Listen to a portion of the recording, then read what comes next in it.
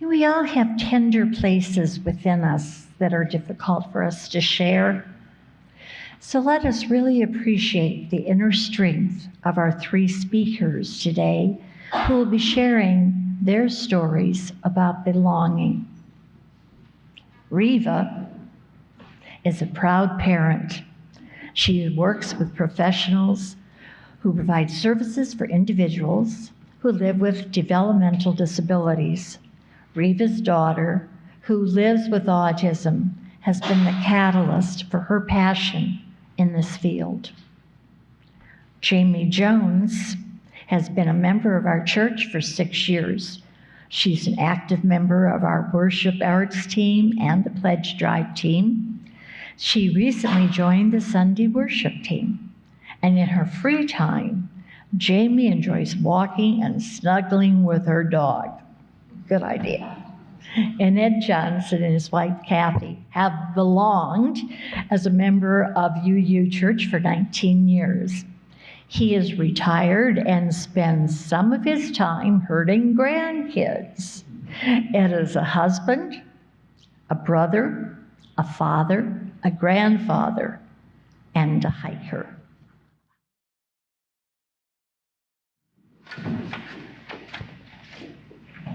You hear me okay? Okay. Belonging. I waited so long to become a parent. In my husband and my case, becoming adoptive parents, we literally handed in a resume. A thorough interview took place with an adoption agency, including inspecting our home, along with personal references. Being a preschool teacher for many years, I felt fully prepared to be an excellent parent when our first daughter came to us and all our other children who followed. My parenting was challenged when something different about our first daughter stood out. She was just so darn cute as a toddler, so the initial gap in her development was subtle, and information in the 80s was minimal. As the gap widened, I started bringing it to the attention of others, even professionals, but it seemed to begin to fall back on my parenting skills. Perhaps I was doing something wrong. I would get a lot of unhelpful advice and at times even harsh judgments from family members and friends. I think you're being too strict, or you're way too lenient. This took a toll on my self-concept as a parent. I felt I wasn't meeting my daughter's needs. Then came the trauma of multiple surgeries that impacted our entire family. This did lead to a series of assessments that began to identify the diagnosis of autism, along with her ongoing medical condition of hydrocephalus. The developmental gap widened, but the support was not there. And there still seemed to be a strong magnifying glass on my parenting style. Even one professional suggesting the bigger problem was me. I could not pull off traditions that I had envisioned for our family due to the behaviors that were manifesting from the autism. Christmas Day, Easter celebration, and our son's 5th birthday party were all days spent at the hospital due to yet surgery after surgery. Other birthday parties with peers would end with us leaving early due to disruptions from the chaos we would bring to the environment. Weekly calls from school to pick her up early and suspensions were part of our educational life. I was isolating. I did not feel a part of any kind of typical family life. In those days, I was the only one in my family that had a child experiencing disability. My family is caring and loving, but they did not understand the journey I was going through, and I felt lonely. When I was alone in the car or in the shower, that was my opportunity to cry. I just didn't feel I had direction in what to do and how to best parent my daughter. Years into our journey, during an evaluation with a skilled professional, he directed us towards a progressive organization. I knew this might happen. EPU, Exceptional Parents Unlimited. Maybe some of you have heard of them. I know Ed did. Their strongest philosophy was parent-to-parent support. Peer connection is a common concept these days. However, back then, EPU was before their time. I learned I was not alone as I connected with other parents with similar experiences, and I was directed towards resources that I did not know existed. The founder of EPU, Marion Carrion, learned that through her nursing career in the NICU, that parents of children with disabilities were isolated, and when they came together, formed a bond that could lead to confidence in their journey and to advocacy that could change systems. One of the first messages given to me was, "You are the expert of your child. You know her better than anyone." I was respected as a parent. The professionals who worked there looked at me as the person who knew her best, and they put their knowledge with mine, together with mine. Not only did I find my place to belong within the walls of EPU, I was confident outside of EPU, within the community, and with other families as well. EPU was in place before my daughter was even born. When we walked through their doors, they were ready for us. They were intentional as an agency to welcome the whole family. It was never just about the child. It was always about the health and welfare of the entire family, together with the community. It was about belonging, and it was about inclusion. I went on to work at EPU for 17 years and was privileged to support so many families as I had been, until I retired in 2016. I now continue to work towards a more inclusive community for individuals who experience developmental disabilities through a person-centered process.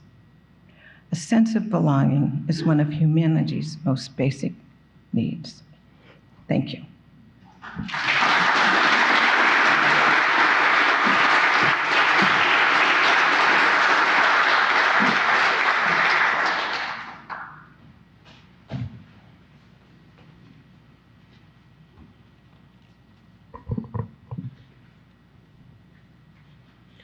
Black is beautiful.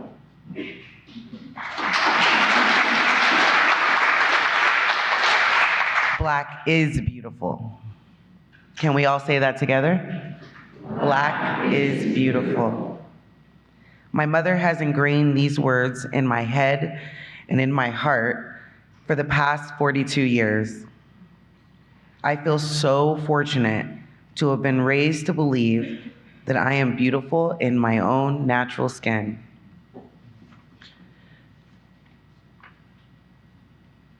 When I was about 4 years old, there was this baby doll that I remember really wanting, but my mom told me that I couldn't have the doll, and she was very adamant about it. At 4 years old, I was very confused as to why I couldn't have the doll, especially when it was free, and I knew at that age my mom loved a good deal. That particular doll happened to be white. And little did I know that day, but knowing what I know now, I was being taught a lesson of great importance as to how I would identify and love myself in our society having the Black experience. When I was in 8th grade, I had an English teacher that I really liked and respected. One day after class, she pulled me aside. Sorry, guys. She pulled me aside and she told me that I spoke really well for a Black person. And at the time,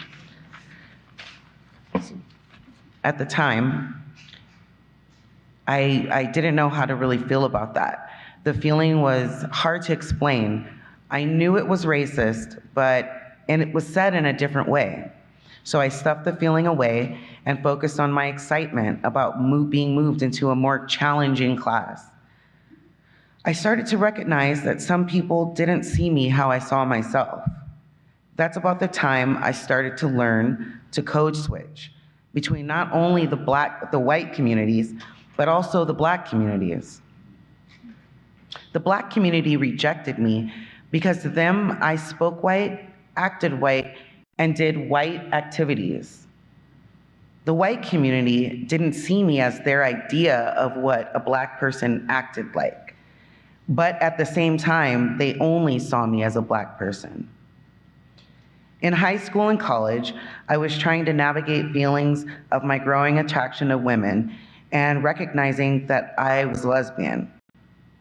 Over the years, while dating and having relationships, it was all too familiar being told, "You're the only Black person I would date ever."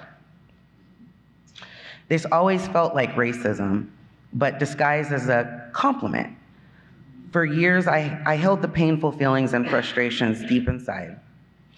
Anytime I got these kinds of comments, I felt even more isolated and alone from any one community. Over the years, I've tried many spiritual communities and religious practices, always seeking connection, always seeking somewhere where I was affirmed, somewhere I could fully feel valued for the person that I was. I began to visit this church, Fresno, back in 2017 with my mom, Ida Jones. When we were pulling into the parking lot of the church, I saw a huge Black Lives Matter banner, and I was already feeling more comfortable than I was at any other church that I had been in the past.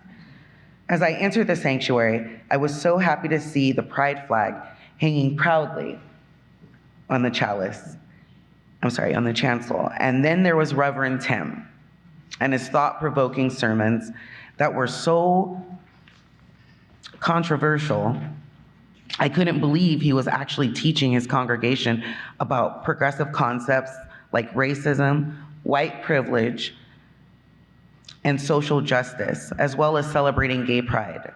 I couldn't believe there was a church primarily filled with white folks who were doing the internal and external work to dismantle the racist, the sexist, and the oppressive system we all live in. I thought to myself, this is so beautiful.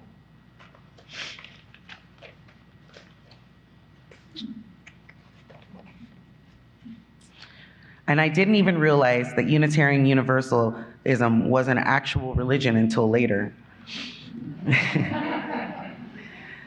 In 2018, I started attending regularly, and in 2020, I became an official member of this amazing church community. Attending this church has been one of the best decisions I have made in my life. It has been life-changing on so many levels. I was able to find a community, a church, a religion that I am able to draw strength from and give that strength back.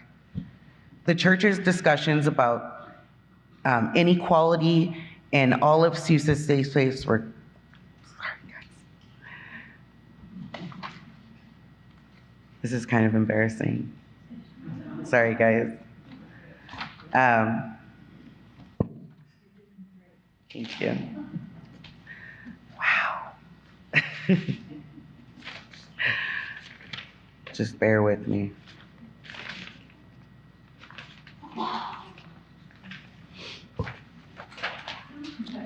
Somewhere that I could fully feel valued for the person I was. Attending this church has been one of the best decisions.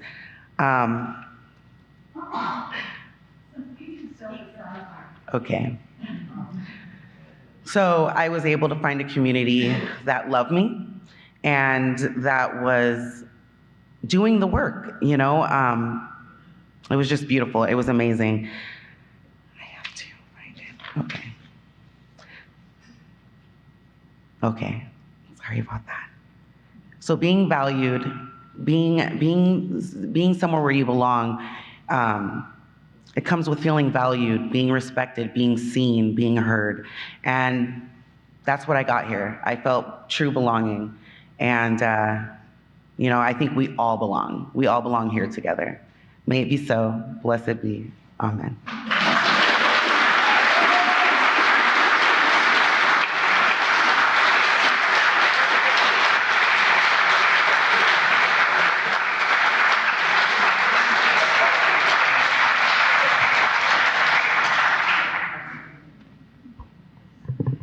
Tim Kutzmark did me no favors by making me follow those two. I'll pay him back when he returns.